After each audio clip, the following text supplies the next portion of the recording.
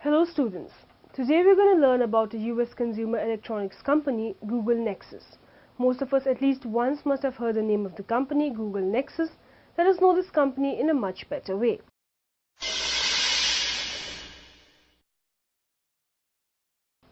Google Nexus is a line of consumer electronic devices that run the Android operating system.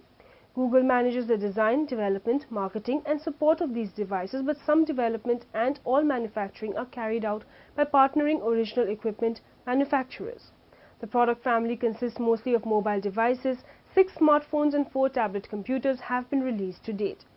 As of October 2014, the devices currently available in the line are the Nexus 5 smartphone made with partner LG Electronics, Nexus 6 smartphone made with Motorola Mobility, Nexus 9 tablet made with HTC, and Nexus Player set-up box made with Asus.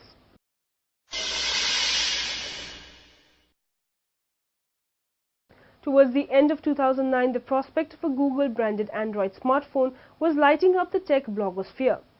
Google has already been selling the Android Dave Phone 1 to developers, but it was basically a SIM-free unlocked HTC dream.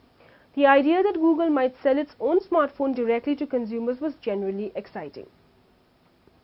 In December 2009, Google filed a trademark application for the name Nexus 1, but in March 2010 it was denied because a company called Integra Telecom was already using it.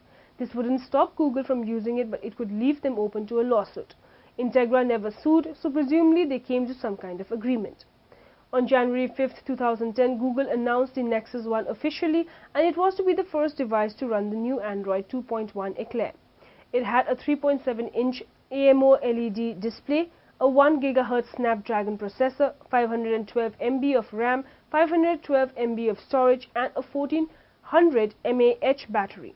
It also featured a f5-megapixel camera with autofocus, LED flash and digital zoom. Manufactured by HTC, the Nexus 1 had a premium unibody design. It went on sale through Google's online stores for $529. Google sold about 20,000 units in the first week, and then 10 weeks in flurry estimated sales had reached 135,000. People weren't used to buying phones at full price online from Google, and it was relatively expensive.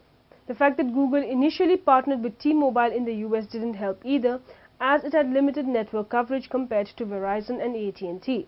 There were also issues with support, as people with problems were shunted from T-Mobile to Google to HTC.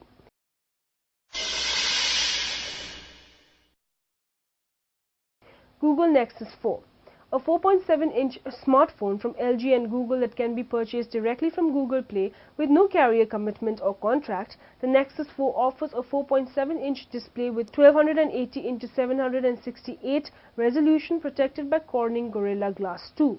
Pricing for the Nexus 4 starts at $299, and it competes with smartphones like the Apple iPhone, fellow Google-powered devices such as the Samsung Galaxy S3 and Microsoft Windows Phone 8. Powered smartphones.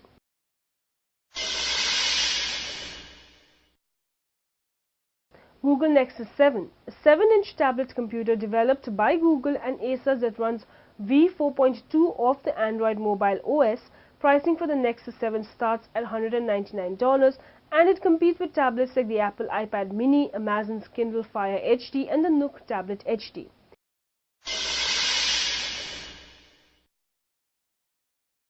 A 10-inch tablet computer from Google and Samsung that offers a 2560 x 1600 300 pixel per inch display and multi-user support.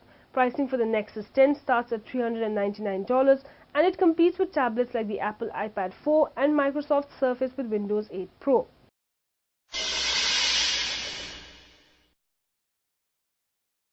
Some of the things Google's done, like axing hardware Android buttons, are the type of change that's going to be hugely tricky to predict.